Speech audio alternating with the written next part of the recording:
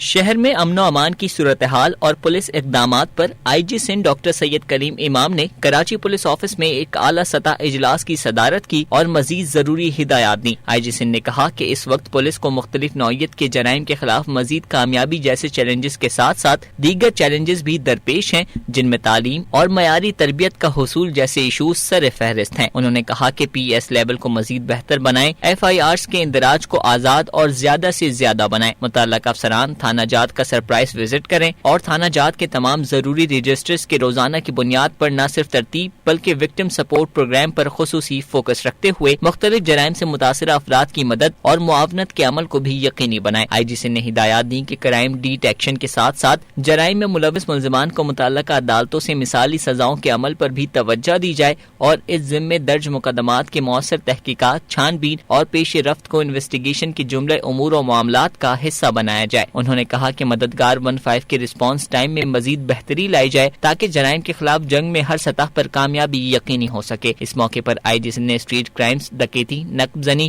گاڑیوں کی چوری، چھینا جھپٹی کے واقعات کی تفصیلات کا جائزہ لیا اور اجلاس میں شریک افسران کو مزید ضروری ہدایات دی۔ انہوں نے کہا کہ پولیس میں ہر سطح پر میرٹ کو متعارف کرانا اور اسے کرپشن سے پاک کرتے ہوئے عوام دوست اور غیر جانبدار بنانا میرا ویژن ہے۔ ایڈیشنل آئی جی کراچی غلام نبی میمن نے شہر میں امن و امان کے حالات، پولیس کارکردگی اور آئندہ کی حکمت عملی پر دی جانے والی بریفنگ میں اجلاس کو بتایا کہ اسٹریٹ کرمنلز اور ان کے گروہوں کا کلا کما کرنے کے لیے شہر کے مختلف منتخب کردہ مقامات پر 20,000 سی سی ٹی وی کیمرے کی آئندہ 6 ماہ میں تنصیب کا منصوبہ زیر غور ہے۔ انہوں نے بتایا کہ جرائم کے خلاف بہترین اور مؤثر حکمت عملی اور بر وقت پولیس اقدامات کی بدولت انٹرنیشنل کرائم انڈیکس کی درجہ بندیوں میں کراچی، جو کہ سال 2014 میں 6 نمبر پر تھا، اب 88ویں نمبر پر آ گیا ہے۔ انہوں نے بتایا کہ ڈھاکہ بنگلہ دیش اس فہرست میں 86ویں، کوالالمپور ملیشیا 64ویں، سینٹ لوئس امریکہ 55ویں، جبکہ کیپ ٹاؤن ساؤتھ افریقہ 50ویں نمبر پر ہے۔ انہوں نے بتایا کہ گزشتہ سال شہر کے مختلف تھانوں کے حدود میں 269 پولیس مقابلوں کے دوران 922 ڈکیت رنگے ہاتھوں گرفتار ہوئے، جبکہ 2 اغوا کار اور 32 ڈکیت ہلاک ہوئے۔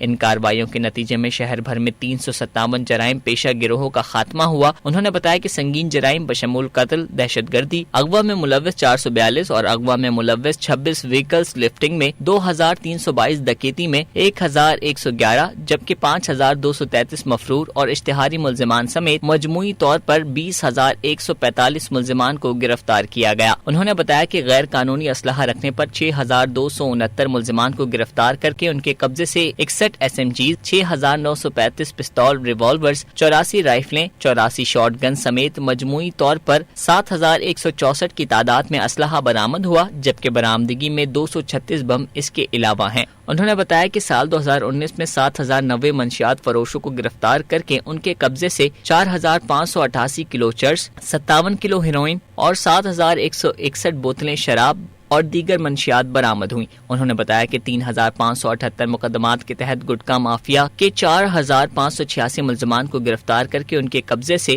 گٹکا برآمد کیا، جبکہ شہر کے مختلف علاقوں میں ایسی 114 فیکٹریوں کو بند بھی کیا گیا۔ انہوں نے بتایا کہ عمدہ سیکورٹی اقدامات کے بدولت گزشتہ سال شہر میں بم بلاسٹ کا کوئی واقعہ پیش نہیں آیا۔ ایڈیشنل آئی جی کراچی کا کہنا تھا کہ گزشتہ 2 ماہ کے دوران منشیات کے 3,539 اور جرائم کے عادی 119 ملزمان کو گرفتار کیا گیا۔ انسداد جرائم کے لیے پولیس ٹیکنیکل ڈیسک قائم کی گئی ہے۔ آٹو موبائل کے پرانے اسپیئر پارٹس، استعمال شدہ موبائل فونز کی خرید و فروخت کو ریگولرائز کیا گیا ہے۔ انسداد جرائم کے مؤثر حکمت عملی کے تحت مددگار 15 کے رسپانس ٹائم کو مزید کم اور بہتر کیا جا رہا ہے، جبکہ مددگار 15 پر کال کرنے والوں کی جیو لوکیشن یا درست مقام معلوم کرنے کے لیے command and dispatch soft where کے لیے 20 ملین کی رقم مشتمل فنڈز بھی درکار ہیں، جس پر آئی جی سندھ نے اس حوالے سے جامع سفارشات ترتیب دے کر برائے ملاحظہ حکومت سندھ سے باقاعدہ منظوری کے لیے ارسال کرنے کے احکامات دیے۔ انظار احمد، DNN کراچی۔